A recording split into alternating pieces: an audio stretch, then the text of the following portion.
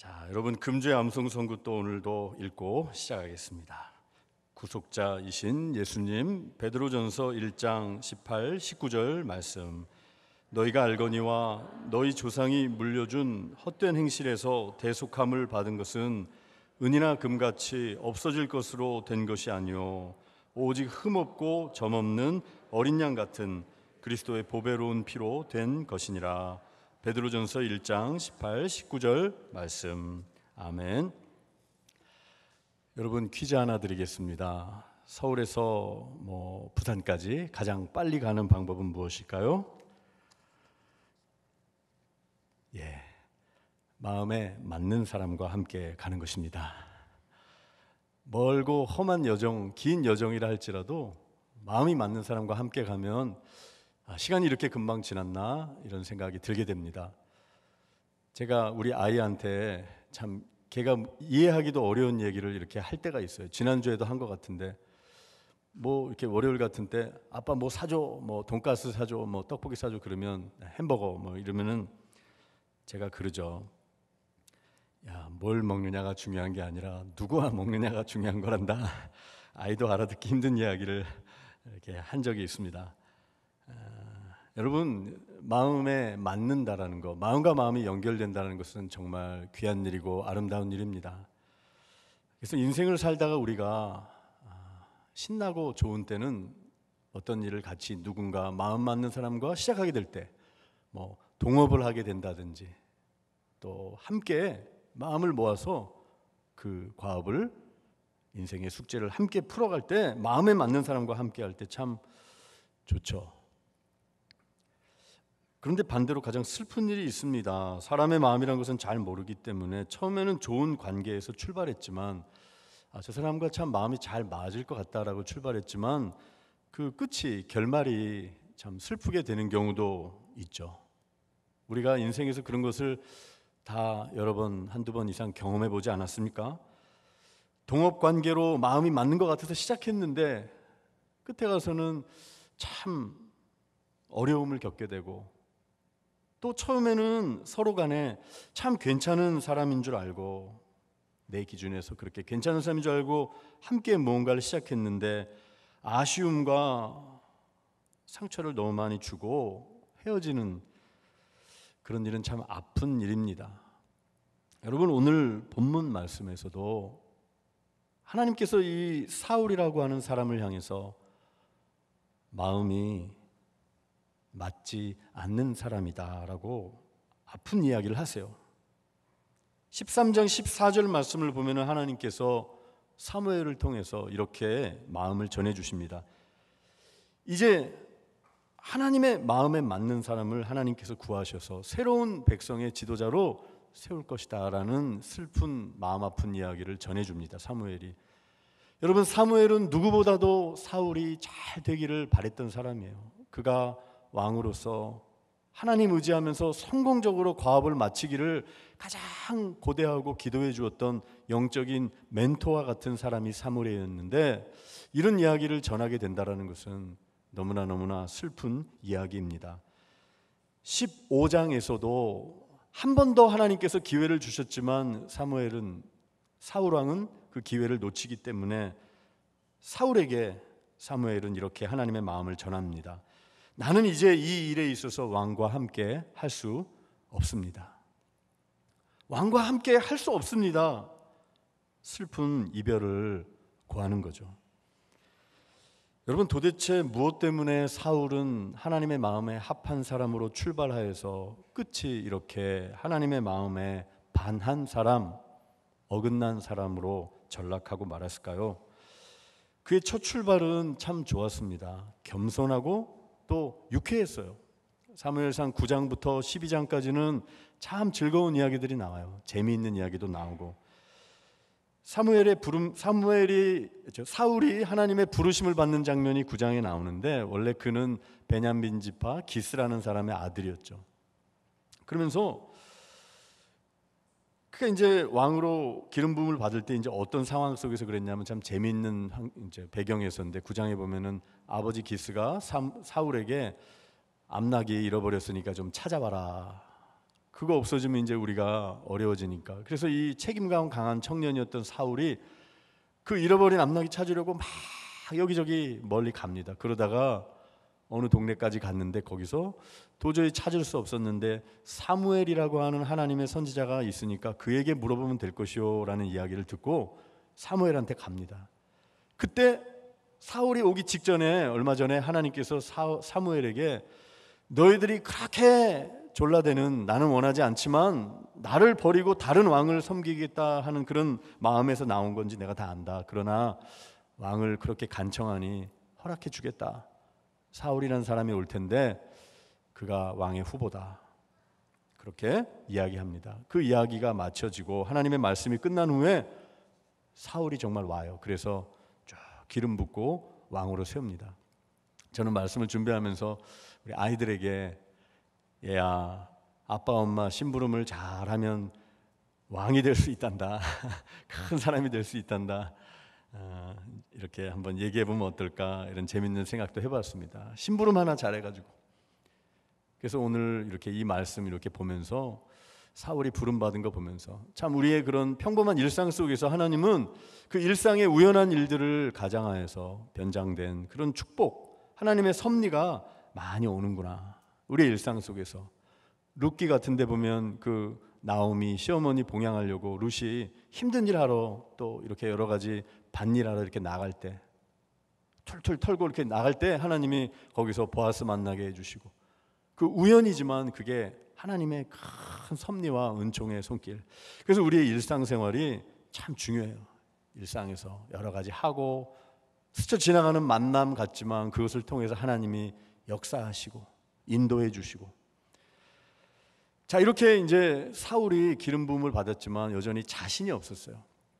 그래가지고 이제 뭐라고 얘기하냐면은 9장 21절에 보면은 기름을 부으니까 너가 왕이다 이제 장차. 그러니까 나는 가장 작은 지파 베냐민 지파 사람이고 베냐민 지파 중에서도 내세울 곳 없는 작은 가문입니다. 근데 정말 사울이 자신을 그렇게 생각했어요. 우리 자신도 우리를 잘 알지 않습니까? 남들이 생각하는 우리 자신과 우리가 잘 알고 있는 우리의 연약함과 우리 삶의 이면을 우리는 잘 알기에 이런 부족함, 그것을 실제적으로 느끼고 고백하는 것은 참 좋은 일이라고 생각돼요. 겸손하게 하나님 앞에서 내가 적임자입니다 막 이렇게 하는 것보다, 모세가 40세 때는 그랬죠. 내가 적임자입니다 하나님, 이 백성을 구원할. 그러다가 40년 동안 그냥 푹 배추가 소금에 절이듯이 푹 그냥 삭혀진 다음에 할 수 없습니다. 나중에 80세 그렇게 할 때 하나님이 쓰셨잖아요. 그러니까 지금 사울도 난 못해요. 그래가지고 이제 왕으로 제비 뽑는데 길갈에서 진짜 베냐민 지파 사울이 뽑히니까 참 재미있는 말씀이 나와요. 사울 어디 갔어? 다들 놀래서 이렇게 찾는데 사울이 말씀해 보니까 진보다리 사이에 숨었어요. 나 없다 이러면서 부끄럽고 나 못합니다. 이런 참 조심스럽고 소심한. 그래서 우리에는 이런 두 가지 마음이 잘 균형을 이루는 게 필요합니다. 하나님, 나는 부족합니다. 못합니다. 또 너무 우리가 과하게 흔히 하는 말로 오바해서 할 수 있습니다, 그런 과욕에 사로잡히는 것도 큰 문제이지만 하나님이 이미 다 부르셨고 허락해 주시고 만들어 주시고 털을 닦아 주셨는데도 자꾸 이리저리 핑계하고 못합니다 이렇게 하는 것도 참 바르지 않은 것 같아요. 그 소명의 자리에 하나님이 함께 하시면 전진해야 되는 거죠.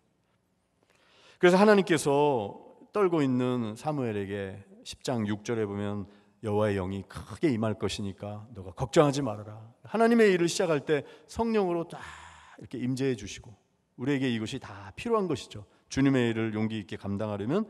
그리고 두 가지 명령을 하십니다. 10장 7절 8절에 보면은 이 명령을 먼저 우리가 좀 기억했으면 좋겠어요.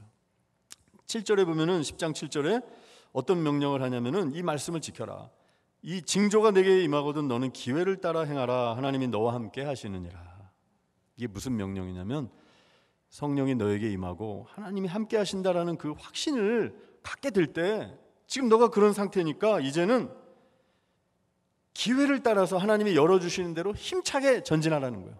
자꾸 머뭇머뭇거리지 말고 저는 못합니다 이러지 말고, 그건 겸손이 아니라는 거예요. 진정한 성경적인 겸손은 나는 정말 부족하고 못하지만 하나님을 의지해서 나는 강할 수 있습니다라고 고백하는 게 그게 진정한 겸손이라는 거죠. 그러니까 너는 하나님이 너와 함께 하시기 때문에 기회를 따라서 열린 문으로 나아가라. 여러분, 우리 성도들도 이 말씀을 먼저 기억했으면 좋겠어요. 하나님이 함께 하시기 때문에 주님이 기뻐하시는 일은 반드시 나를 통해 이루어진다. 자, 두 번째 명령은 뭐냐면 7절 말씀이에요. 이 7절 말씀이 결정적으로 이 사울을 넘어뜨리게 한 말씀인데 같이 한번 읽겠습니다. 화면에 7절입니다. 8절입니다. 너는 나보다 앞서 길갈로 내려가라. 내가 내게서 내려가서 번제와 화목제를 드리리니 내가 내게 가서 내가 행할 것을 가르칠 때까지 7일 동안 기다리라. 여러분, 여러분이 너무너무 좋아하는 말씀이 나왔습니다. 기다려라. 안 좋아하시는 것 같아요. 기다려라. 예, 저도 안 좋아합니다. 기다려라. 자, 이 말씀은 일회적인 명령이 아니었고요. 전쟁을 할 때 너가 절대 군주이고 왕이지만 너의 위에 너를 통치하고 이 나라를 다스리시는 절대 왕 하나님께서 계시다라는 것을 알고 제사장이 와서 사무엘이 와서 예배드리고 제사드리고 하나님의 도움과 축복을 받고 시작해라. 너가 그 선을 넘어가서는 안 된다. 반드시 너도 왕이지만 절대 권력자가 되지 말고 하나님의 다스림 아래 거하고 진짜 왕이 누구인지 보여주고 기억하는 삶을 살라라고 명령하는 것입니다. 이 두 번째 것이 굉장히 사실은 중요한 거죠. 그러고 나서 이제 이 두 가지 명령을 지키는지 안 지키는지 테스트하는 과정이 있어요. 여러분, 그 옛날에 아주 오래된 드라마에 이런 얘기가 있잖아요. 왕관을 쓰려는 자 그 무게를 견뎌라, 뭐 그런 얘기가 있죠. 이제 이걸 견뎌 나가야 되는데 첫 번째 관문은 전쟁은 잘 통과했어요. 11장 말씀을 보면은 암몬 사람 나하스가 공격을 해요. 그러면서 아주 무례하고 거만하게 뭐 눈을 뽑아버린다 어쩐다 하면서 막 그렇게 하니까 사울이 하나님이 주시는 의분이 일어났어요. 이거는 진짜 인간적인 그런 게 아니라 객기가 아니라 진짜 주님이 주시는 용기였어요. 그래서 이스라엘 백성을 다 소집합니다. 근데 그가 처음으로 이렇게 군대를 소집했는데 몇 명이 모였냐면은 북이스라엘, 그를 그렇게 많이 지지해 주지도 않았던 것 같은 그 그룹에서 30만 명, 그리고 남쪽에서 유다에서 3만 명, 그래서 33만 명이라는 대군을 하나님이 모아주세요. 이거는 이제 인력으로 될 수 있는 게 아니야. 하나님이 하나님을 경외하는 마음을 부어주시고 그 말씀에 보면은 이제 하나님을 두려워하는 마음, 자 그걸 주셔서 쭉 모이게 해주셔서 승리하는 그 역사. 첫 번째 관문은 너무나 멋지게 통과해요. 겸손하게 하나님을 의지해서. 그래가지고 11장 가장 끝부분에 보면은 이스라엘 백성들이 너무 기뻐서 이제 사울을 길갈로 불러서 거기서 왕으로 삼고 사람들이 거기서 크게 기뻐했다. 이게 이제 11장에서 끝나는 내용인데 여기까지만 나오면은 사울 왕의 첫 출발은 정말 좋았고 정말 아름답게 순풍에 돛단 듯이 쭉 갈 수 있었는데 문제는 오늘 본문 13장 두 번째 전쟁의 이 관문을 그는 문턱을 넘지 못했어요. 우리가 알듯이 통치한 지 한 2년쯤 됐을 때 1절 말씀에 사울이 너무 과한 의욕을 가지고 나가요. 어떠냐면은 3,000명의 군사들로 상비군을 조직해요. 그동안은 이게 나라가 제대로 기틀도 안 잡혔고 왕도 없었고 그런데 이제 3,000명의 정규군을 편성하고 자신의 아들 요나단을 통해서 어떤 일을 지시하냐면은 오늘 성경에 나오진 않지만 지시를 했을 수밖에 없죠. 왕의 명령 없이 어떻게 요나단이 전쟁을 할 수 있겠어요? 저 블레셋, 우리를 늘 괴롭혔던 저 블레셋 수비대를 공격해라.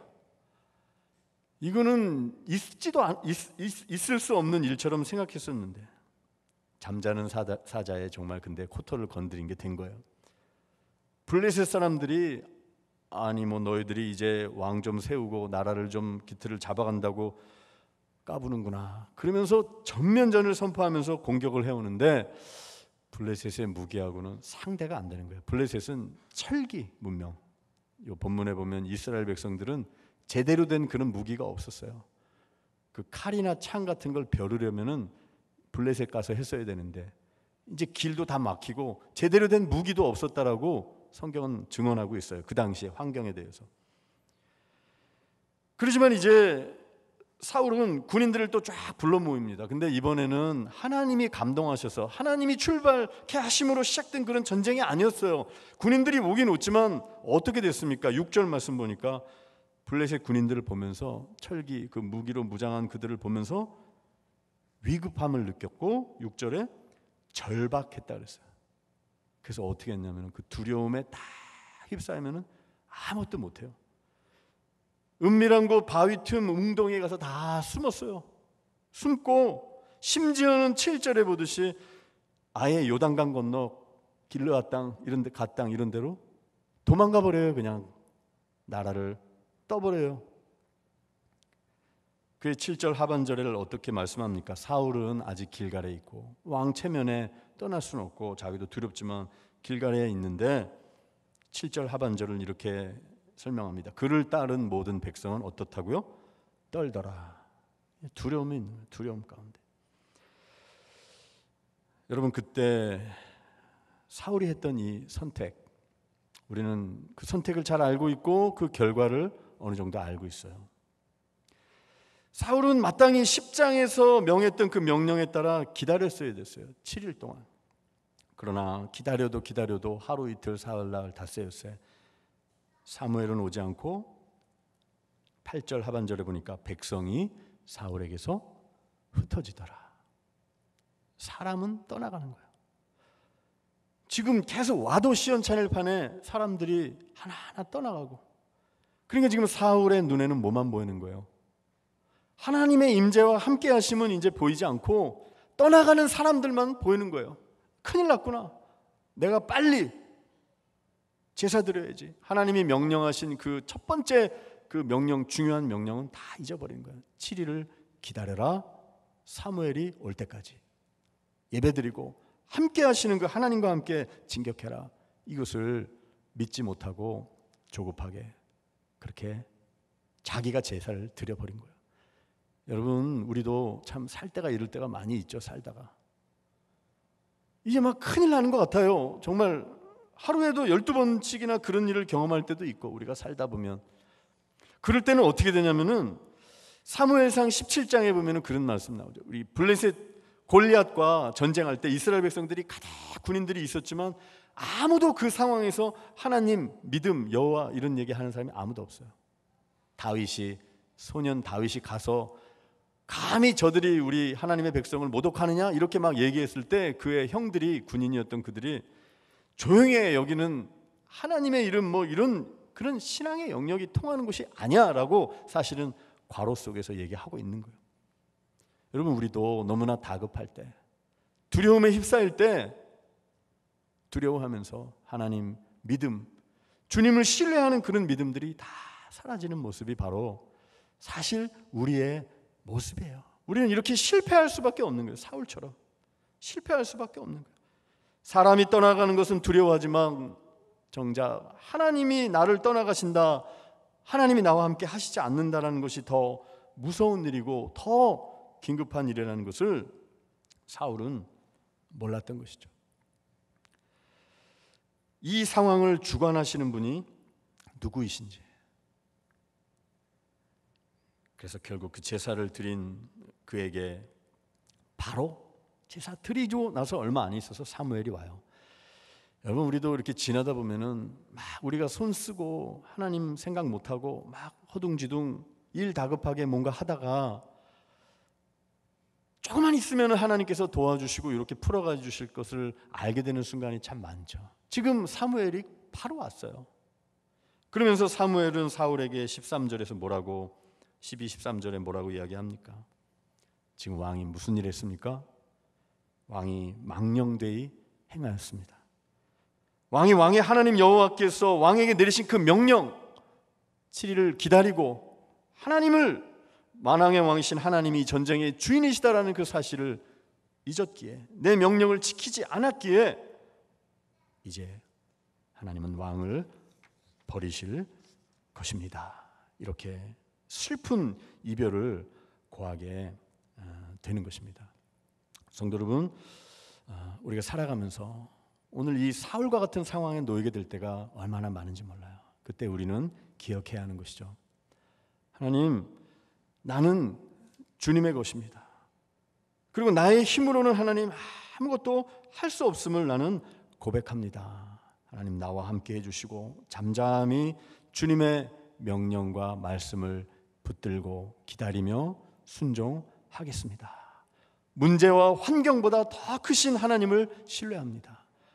여러분, 우리가 이렇게 기도해야 돼요. 여러분, 두려운 순간에, 마음 조급하고 당황한 순간에 조금 있으면 사무엘을 통해 하나님의 도움이 임할 것이고, 두려워 떨 때는 마치 이스라엘의 군인들이 골리앗은 너무 커서 무너뜨릴 수 없습니다라고 말했지만, 하나님을 경외했던 어린 청년 다윗은 골리앗은 너무나 크기 때문에 도저히 놓칠 수가 없습니다. 나의 물맷돌로. 이렇게 고백할 수 있는 믿음의 눈을 주시옵소서. 우리 이렇게 기도하실 수 있는 저 여러분 되시기를 소망합니다. 하나님 우리를 붙드셨기 때문에. 그 판타지라고 하는 장르의 영화들이 있죠. 환상, 공상, 이제 이런 소설들을 기초로 한 영화들. 여러분 뭐 해리포터, 나니아 연대기, 또 반지의 제왕.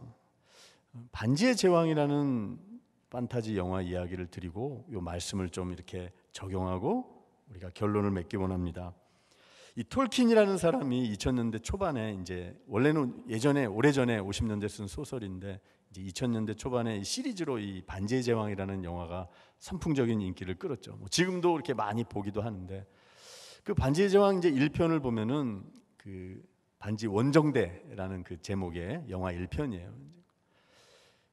이제 그 영화에 보면은 절대 반지라는 게 나와요. 이 절대 반지는 뭐냐면은 그 반지를 끼게 되면은 그야말로 악의 화신이 돼서 온 세상을 자신의 마음대로 욕망대로 통치할 수 있고 정말 파멸의 나락으로 떨어뜨릴 수 있는 강력한 힘을 가지게 돼요. 그 반지를, 절대 반지를 끼면. 그래서 멀쩡하고 착하고 선량해 보이는 사람이라 할지라도 그 반지가 이렇게 가까이 오거나 그걸 끼면은 이상한 게 변하는 거예요. 그래서 사람을 해치고 절대 권력을 휘둘리려고 하고, 그래서 이제 뜻을 같이 한 이 세계를 구하자. 이 절대 반지를 그곳이 만들어진 저 먼 곳의 그 화산 용암 속으로 내 던져지면은 반지가 이제 절대 반지가 없어지는데, 요거를 가지고 가가지고 요걸 없애야지 이 세상을 살릴 수 있다. 자, 그러면서 이제 쭉 원정을 떠나는 건데, 그 반지를 문제는 누가 가지고 가느냐? 그런데 그 반지를 가지고 가는 사람이 이제 프로도라고 하는 그 호빗, 이제 반인이라고 하는 그 호빗 프로도가 젊은 청년이었는데, 이 청년은 그 반지를 가지거나 해도 다른 사람과 달리 강력한 정신력을 가지고 있어요. 그 절대 권력을 휘두르고 싶은 욕망을 이렇게 갖게 되는, 견딜 수 있는 능력이 있는 사람이에요. 그래서 겉으로 볼 땐 별 볼 일 없어 보이는 이 프로도라고 하는 호빗이 좀 떨어진, 그런 인간들이 볼 땐 떨어진 사람이었지만 이 프로도가 그거를 가지고 가고 옆에서 이제 쭉 가요.